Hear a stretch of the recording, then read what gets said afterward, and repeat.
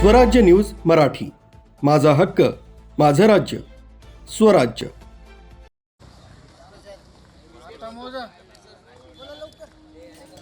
नाशिक शहरात मोबाईल चोरीचे सत्र सुरूच असल्याने नागरिकांमध्ये भीतीचे वातावरण आहे। या पार्श्वभूमीवर पोलीस आयुक्त संदीप कर्णिक यांनी सर्वच पोलीस ठाण्यांना मोबाईल चोरीच्या आरोपींचा तातडीने शोध घेण्याचे आदेश दिले होते।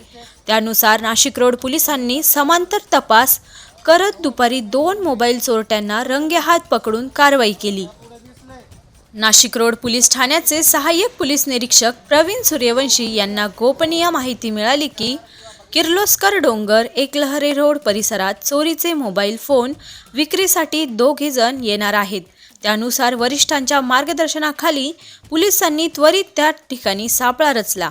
पोलिसांनी सुभाष रोड येथील परवेज रतीफ पटेल आणि दाऊद सादिद शेख या दोघांना ताब्यात घेतले।